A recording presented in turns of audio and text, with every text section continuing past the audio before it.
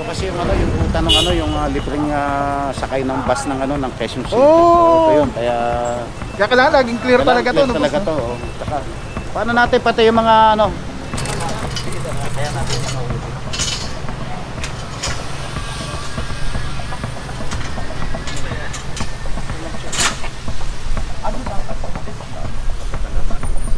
So, Tayo sa ano po yun? Hindi ako nakipag-argue. I want to know. ito yung driver's license. Driver's license. So, kayo, di ba, kasama yun sa mga sila. It's been a while. So ano nga po yung distance, sir?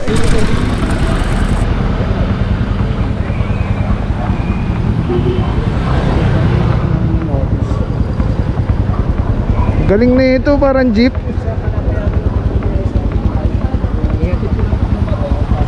Alright, yung mga puro, check-in lang ng mga documents. Pambiyahe po natin. Yung mga body number po.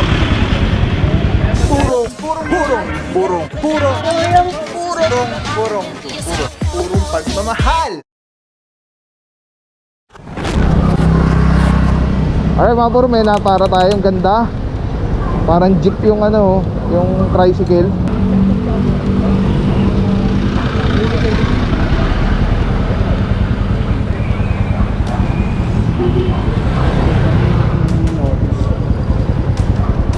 Galing na ito, parang jeep.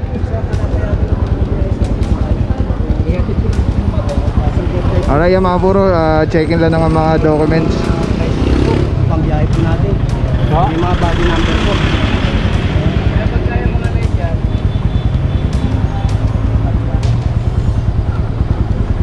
Lisensya ba o? Lisensya po. Alright mga puro, ano, checking ng documents. Unang-una siyempre lisensya.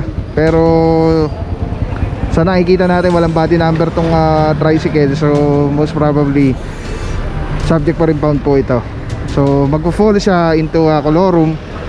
Dahil dalawa lang po ang tricycle na pinapayagan dito sa Quezon City. Isang may prangkisa metoda, yan yung passenger type. At yung merong utility permit, yung sa mga pang-utility naman, pan-deliver ng tubig, ng gas. So yun yung mga pwede lang po dito. Aside from that, wala na. Lahat na po fall na in colorum. Wala po ditong ano, private na tricycle. So yung mga puro titikitan ni Officer Galio. Bossing, good morning. Saludo TRD mga boy, mga boss. Boss, anong ano natin dito? Ito po ay ticket lang or impound? Ano to sir? Impound po. Bali, anong kaso niya? Bali kasi sir, wala po tayo kasi sa Quezon City na private o. So lumalabas siya na Colorum. Unit na sir. Alright, thank you so much Officer Galio. So yun mga puro, tama nga yung hinala natin.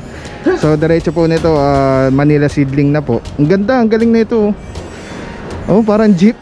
Nakakatuwa.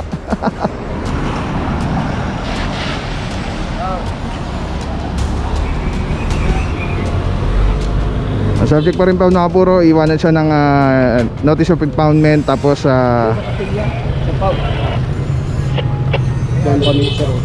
alright. Alright, tapos may itotow tayo doon mga puro. Let's go, let's go. Alright, paalala ulit sa ating mga motorista. Ay, ito may driver na. Ay, hindi kanila.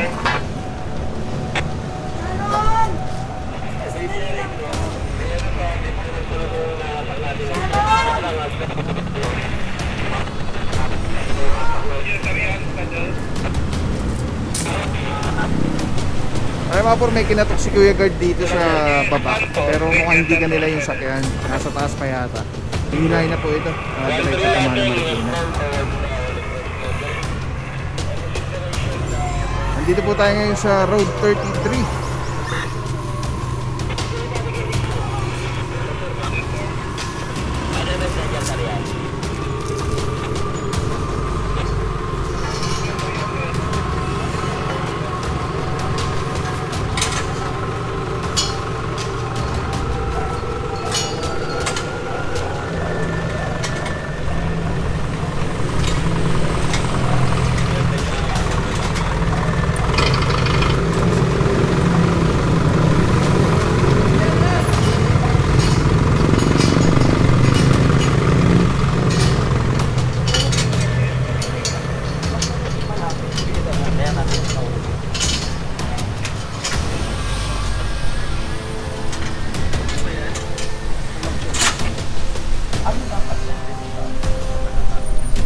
So, then, Tayo sa... so, ano po yung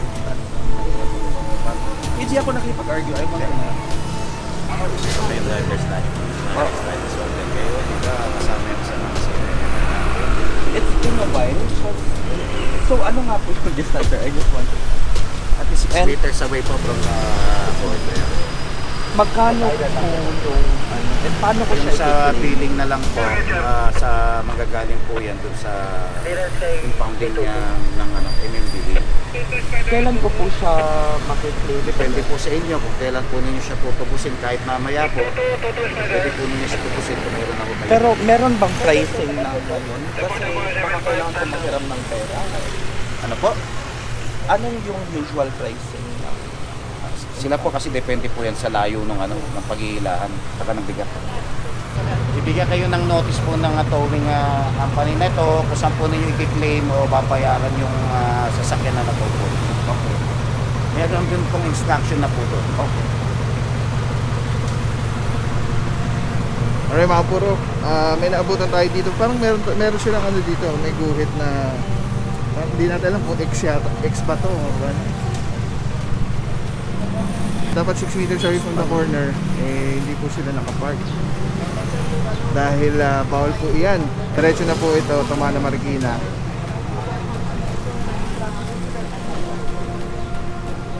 Subject for impound na po. Meron silang linya hindi lang natin alam kung one side parking or sign na bawal. Pero mukhang bawal siguro to kasi nasa corner yung yung lines niya. Alright, so yung mga puro ito na po ito sa sakyan. Ayan, pinaka the best, sumama na lang si na bossing dun sa impounding. Para pagdating po doon, settle nila. Officer Batilio, good morning! Good morning! Road 1 pa rin po. Hindi lang natin alam kung meron pa tayong tow truck na kasama. But anyway, let's go guys, purong pagkamahal. Alright mga puro, so far yung team natin ng TRT, meron dito na parang isa, dalawa, tatlo is Bago Bantay, Pag-asa. Ayan, pag meron namang necessary documents mga puro, tapos lisensya, titikita na lang po sila. Pero pag wala sila ng prangkisa or ng mga dokumento, subject for impound. Just like katulad kay tatay doon, i-impound po yung kanyang tricycle.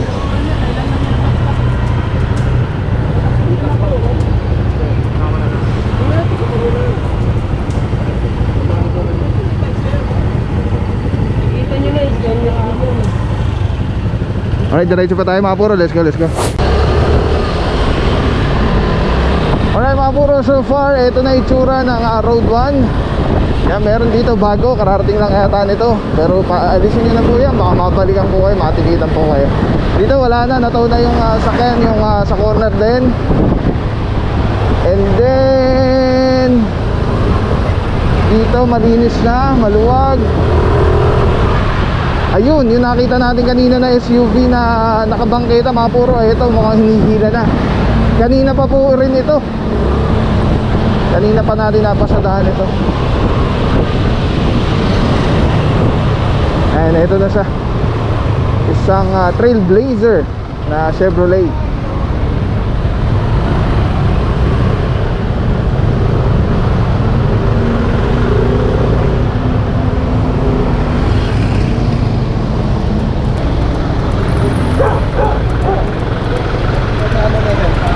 Alright mga puro, ito kanina pa po ito. Uy, ano to? Department of Commerce, United States of America. Mukhang ano pala to government vehicle, yung government personnel yung yung may-ari Kaya pala walang plaka. Diplomatic plate for registration. Pero luma na siya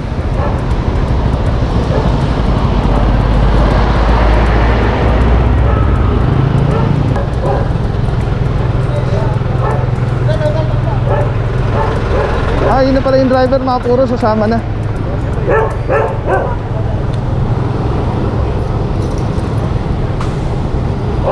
Towed na po yung sakyan.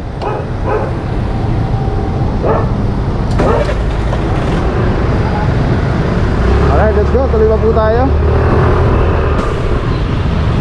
Kala ko inihila pa lang. Hihilahin na pala. May naibigay na impounding notice.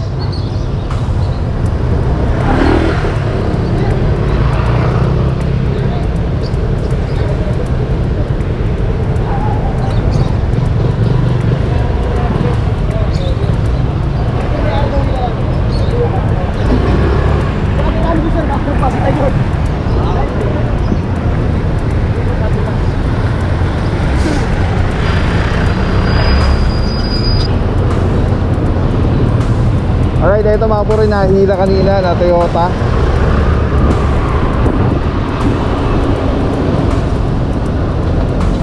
Road 1 corner alley 4. Mga puro tatawid tayo dun sa kabila. Dun marami-rami rin po doon. Tapos tagos po niyan sa SM North.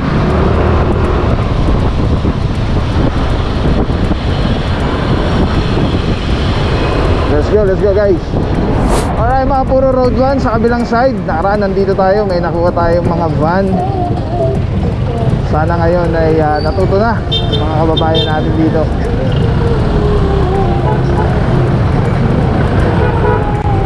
Alright, dito may tinitikitan si Officer Pantaleon, isang close van Isuzu, titikita na lang po yan on top of sidewalk.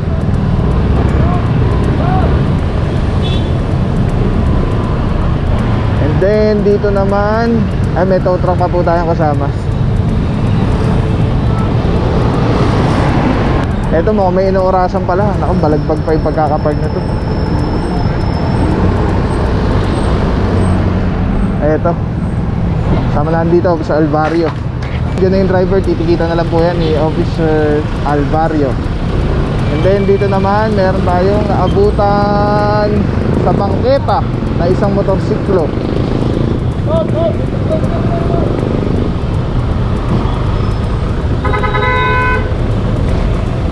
Bukod tangi siya mga puro nasa bangketa. Sana pinasok na lang dun siya sa barber shop.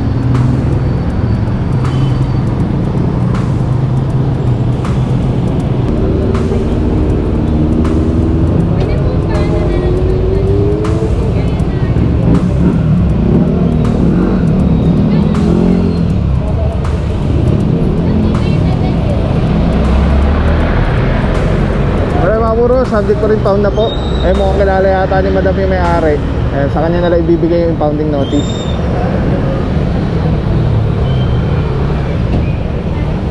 Again, mag-park po tayo sa tamang parkingan. Katulad na ito, safe na safe po. Kasi naman yung linya ng bangketa kita. So yan, safe na yan. Kasi nakapasok na siya dun sa property ng establishment. Pero itong isang metro na to, daanan po ng tao. So yung kaso ni Bossing, nandito siya sa daanan. Kaya po nataw yung kanyang motorsiklo.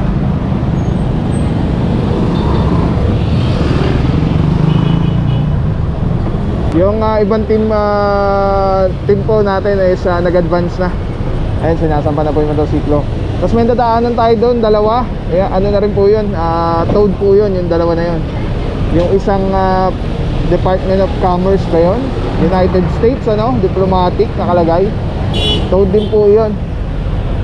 And also yung isa, yung isang tinaw natin doon, yung Honda, yung nasa corner.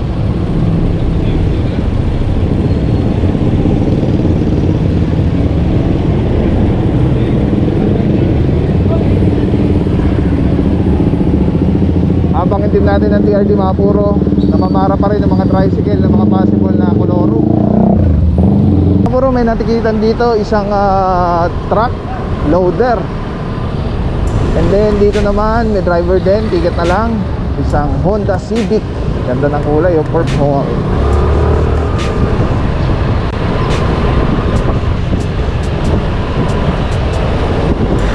Dito na po tayo sa Road 8 Corner Road 1.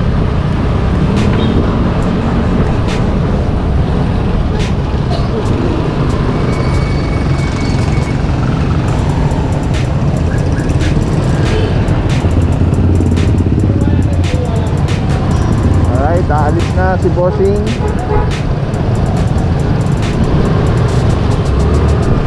Ito, nadaanan na ng team natin to, mga puro. Kaya mapansin nyo, malinis na. Meron man na naka-ano ulit dito, naka-park, bago na po yun. Bagong dating, katulad nito. Ayan, bagong dating na po yan. So I'm sure may driver po yan, alisin na lang. Last time dito, may nataw tayo dito, yung van.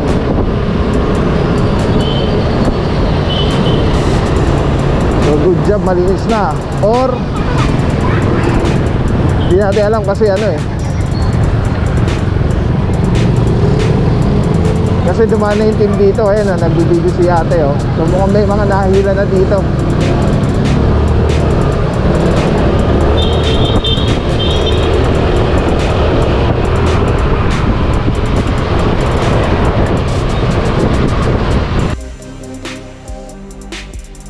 Ito, meron na para motorsiklo. So mas malamang walang helmet na suot. Nagmamaneho, tinarak. So ticket na lang po yan. Sana may lisensya si Bossing, dahil kung wala, impounded ang kanyang motorsiklo. Driving without license.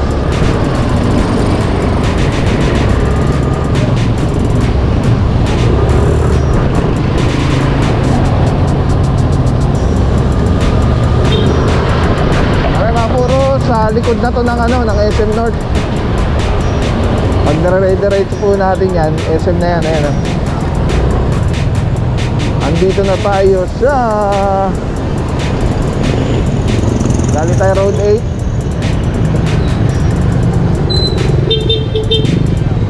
Nasa tapat na tapat ng no parking sign. Unattended, mga puro.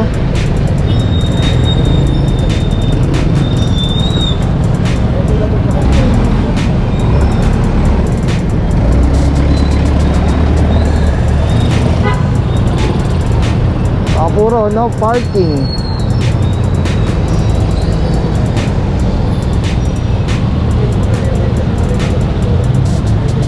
Mukhang nubos na yata yung tow truck natin, mga puro.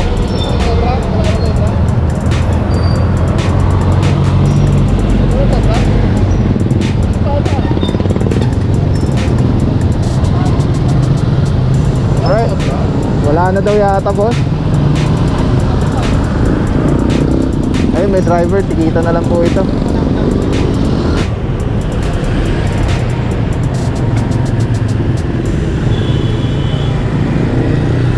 May mga walang helmet na mga puro nagbabalikan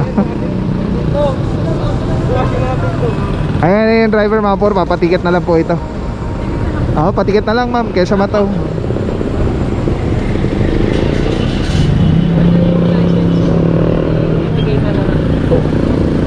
Alright, yan mga puro, ganun naman pagka may driver naman, titikitan na lang po yan. May lumabas naman driver within 5 minutes. Tulad na lang nakita nyo kanina dun sa unang-una, as consideration, andun naman yung driver, titikitan na lang. Pero kung wala po yung driver, yan, subject po rin pa. Alright, ayan, binigay na po yung lisensya. Titikitan na lang po yan. Let's go guys. Diretso pa po tayo doon. Hindi natin alam kung may mga nakuha pa si na Bossing doon. Alright mga puro, may naabutan tayo dito. Thank you. Isang Innova na color maroon. At medyo late tayo dumating dito. Ito kasi yung yung ruta ng yung libreng sakay ng bus ng ng Quezon City. Oh! Ito yun, kaya kailangan laging clear talaga to. Clear talaga to. Saka, paano natin pati yung mga sabi natin mga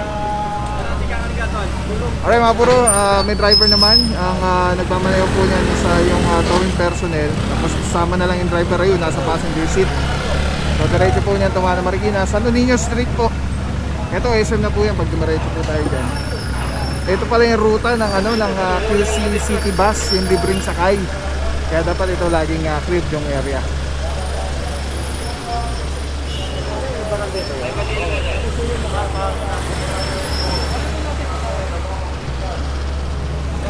wala sa akin yung inan.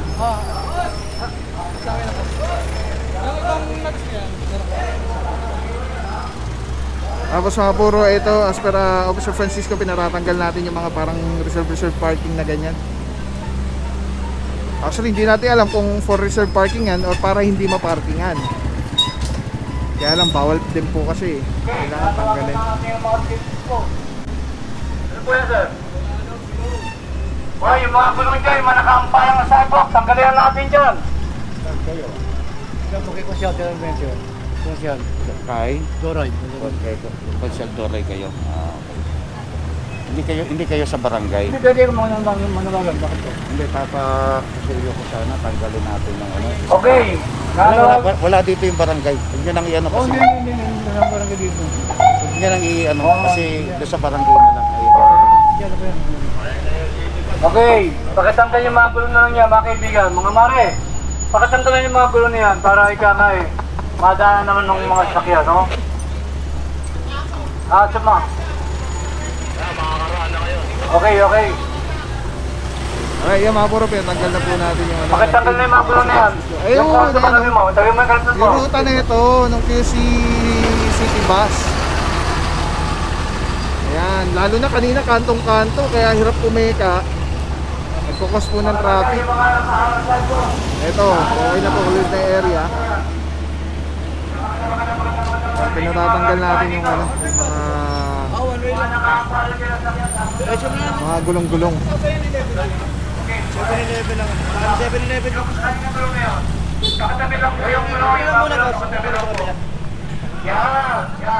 Alright, tuloy lang tayo mga puro. Let's go guys.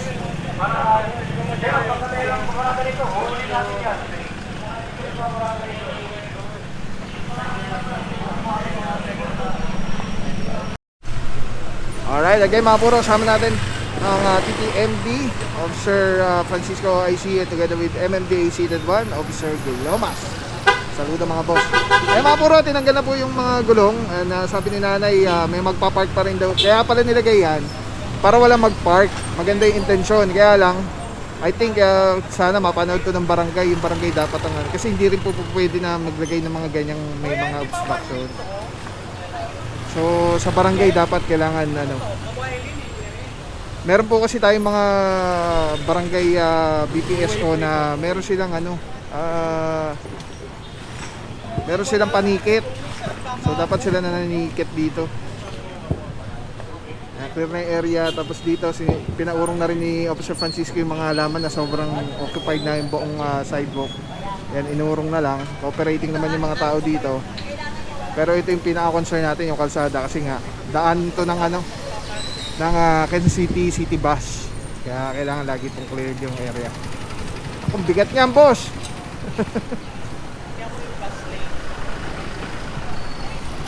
Alright, tuloy lang po tayo. Let's go guys. Puro maguman.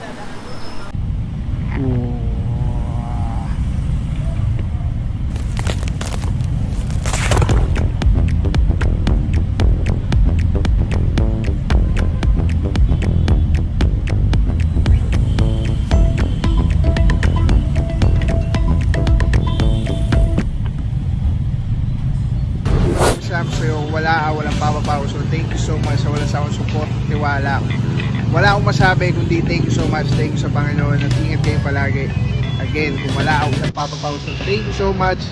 God bless you. Purong pagmamahal. Thank you so much. God bless.